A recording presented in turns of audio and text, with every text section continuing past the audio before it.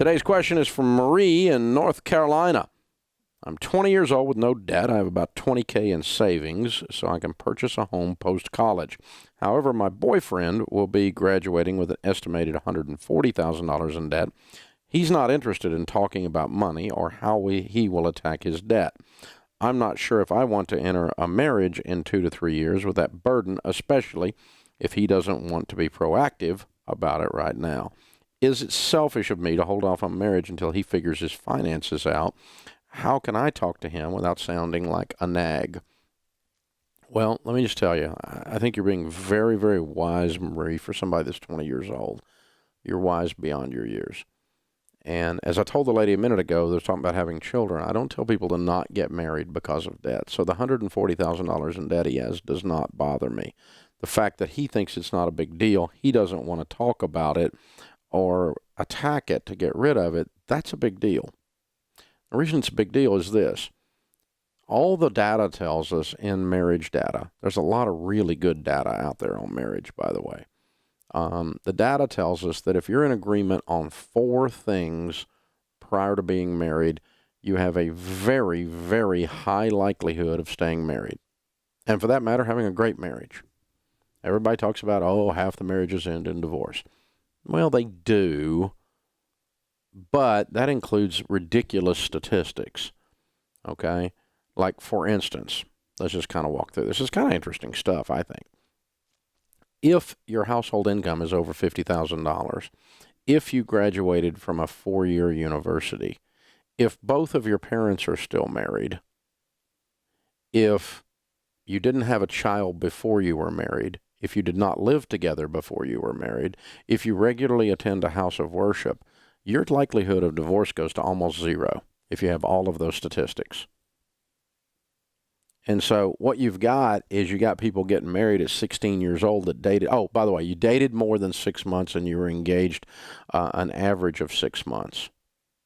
If you did pre-marriage counseling, detailed, in-depth pre-marriage counseling prior to marriage, all of these things add significantly to the statistical probability of the survival of your marriage. So if you make $20,000 a year, you have zero education, both your parents are splits, you have 3 babies before you get married, so you don't make any money, you don't have any education, you don't have a good solid family background in how you grew up, you don't do pre-marriage counseling, you don't attend a house of worship, you don't go into detail on that, then the likelihood of your marriage failing is almost 100%.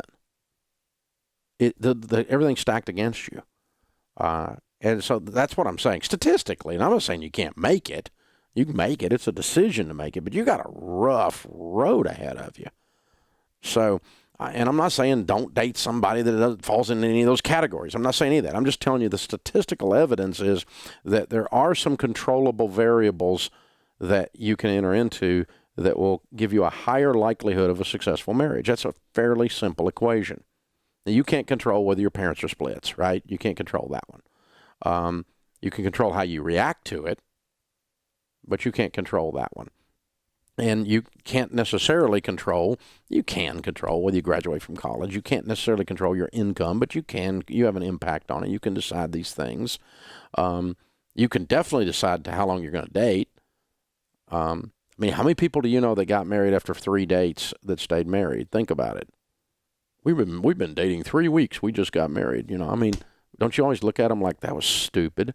Now, can that survive? Do you know people? Is there somebody out there in 13 million people that did that and they've been married 30 years? Yeah, but statistically, it's really unlikely because you obviously didn't know the person well enough.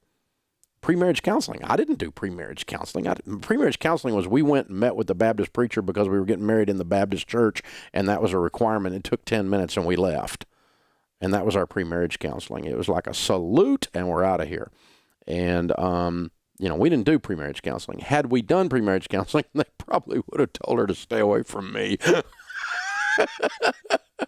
But anyway, it worked out. But a lot of the other variables were in our favor, right? So here's the big 4, though. The big 4 are this. If you're in agreement on these 4 things, again, you have a high statistical probability of surviving your marriage, and not only surviving but thriving. Number one, be in agreement about money. The number one cause of divorce in North America today is money fights and money problems. So if you know what the number one cause is and you got a problem in that area, Marie, you got a problem. And it's not his debt. Not the number one cause is him being in debt. The number one cause is disagreement over how to handle it and how you're going to live your life, therefore. And so the number one cause you have a problem in, and you realized at 20 years old that that's a bad idea. Good for you. So put Bubba on pause until he grows up, because this is a deal breaker. This is a deal breaker. I would not marry someone that I'm in disagreement with on how to handle money, because it's the number one cause of divorce. It's the number one cause we fight about. You know, well, you'll just do yours and I'll do mine. That's a roommate. That's not a marriage. Your roommate can be an idiot, and you can get away with that. You can't be married to an idiot and get away with it. It doesn't. It catches. You know, you're attached to them at the hip. It's a problem. The second thing is you have to be in agreement about kids. How many to have, whether to have them, and how to treat them. Kids, big area of disagreement. The third thing is in-laws, because there's crazy in every family, and if you think there's not crazy in your family, it's you. Everybody's got crazy in their family. So you got to figure out how to deal with crazy in the family. You got to learn how to deal with in-laws and be in agreement on that ahead of time. And the last one is religion. When you're in agreement about religion, you have a high likelihood of survival and thriving in your marriage. Survive and thrive, survive and thrive, survive and thrive. But the number one's money. So, Marie, you're really onto something here. You're really onto something. And again, it is not that he has $140,000 in debt. That does not bother me at all, because I talk to people every day on this show that paid off more than that. They call in here and scream they're debt free, and that can be him. But, you know, it's a deal breaker for me. And so, you know, the joke was you couldn't date Dave Ramsey's daughters if you had a car payment. But that was a joke. I didn't quiz either one of my sons-in-law about the status of their debt prior to them getting my blessing to take my daughter's hand. Nope. The only thing I quizzed them on was their intent going forward, because it's how you're going to take care of my girl. Because, you know, you're marrying a princess here, so you better get ready. These Ramsey girls are a big deal, man. And you don't believe me, just ask them.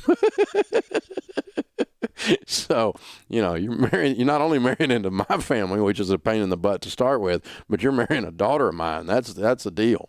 So you got to have an intent. You got to have a direction you're going.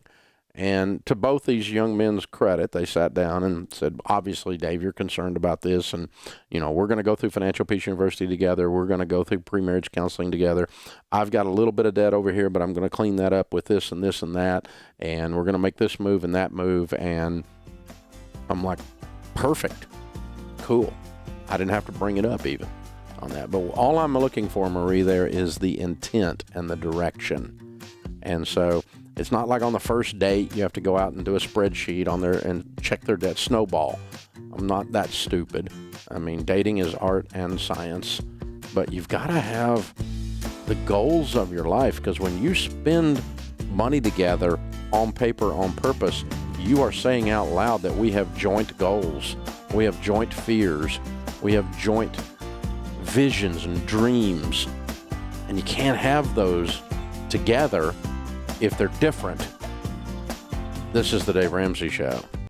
Hey guys, thanks for watching. If you enjoyed this video, click the subscribe button to get the latest content and check out these other great clips from the show.